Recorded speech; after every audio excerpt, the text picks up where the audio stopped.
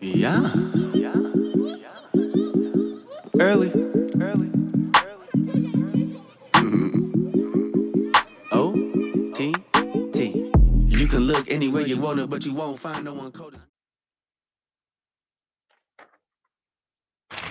Oh, it's your boy Early, and welcome to Winning Notes Short Notes. Man, usually I only give you one show a week, but after yesterday,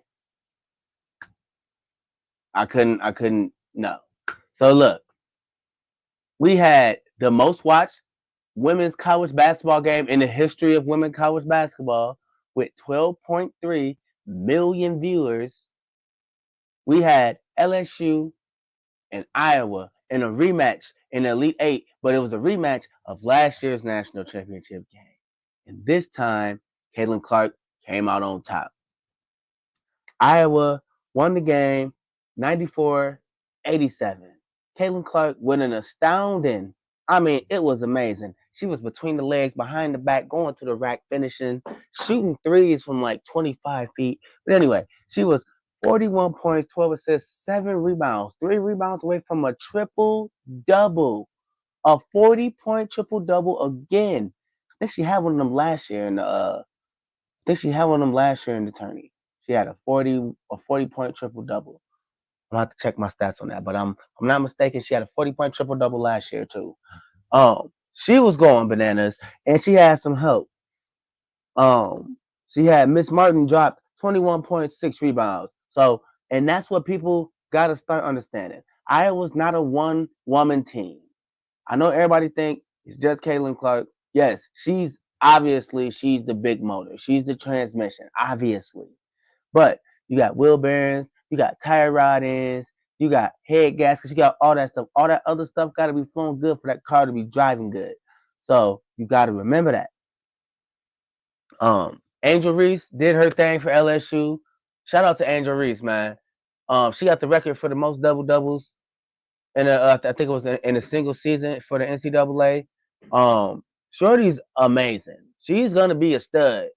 Whether she comes back one more year or goes to the WNBA, she's gonna be a stud. She had 17 points and 20 rebounds. 20, 17 and 20. She almost had a 20-20 game in the NCAA tournament. Just sit and think about that for a minute. And her running mate, FloJo, the lady who rapped and who she had 23.6 rebounds. It was a close game, man. You watched Angel Reese take control of the game in the beginning. She was doing her thing because Iowa came out to a quick little start real quick, and then she came in and got everything settled. Started winning the paint, started owning the paint a little bit. So at halftime the game was, but then Caitlin Clark came out, boy, and I'm talking Shorty was, boy, she was doing some things that had me like, wow, Shorty really liked that. So Um, it was an excellent game, man. I can't wait for the next round. Speaking of the next round, we had the freshman phenom Juju Watkins going up against who I call the Forgotten Storm and Paige Buckets. Shorty was highly touted coming into college, got hurt, and people seem like the smart hoopers and people that watch basketball haven't forgot. But it seems like people forgot about Miss Paige Buckets. So she and her UConn Lady Huskies won the game against USC and the freshman phenom Juju Watkins 80-73. It was a great game for both of them too. They both had 25 plus points and 10 plus rebounds. Like that's a duel. That's how you go at it. Paige Buckets had 28 points, 10 rebounds, 6 assists. Her running mate, Miss Edwards, had 24.6 rebounds. Again, always remember, man, you're only as good as your team that surrounds you. You don't got to have a team full of superstars. You don't got to have a whole bunch of 5-star recruits, 3-star recruits, 4-star recruits. You just got to have a team that know they role and know how to execute. So, UConn did their thing. They played UConn basketball, man. Um, it's not it. it's not too much that I can say negative about how they played yesterday, man. They shot 46% from three, 48% overall. I mean, that's a good game. They free throw percentage need to get taken care of because going 17 for 27, that's 63%. That won't get it done in the Final Four against Caitlin Clark and them Iowa Hawkeyes because they coming. They coming. They not playing. They taking names and they ain't taking no for an answer. So you got to be on top of that next week, UConn, or this weekend. Like I said, the freshman phenom Juju Watkins, 29 points, 10 rebounds, 2 assists. This is a freshman we're talking about. 18 years old. She just broke the record for the most points scored in a single season for a D1 freshman.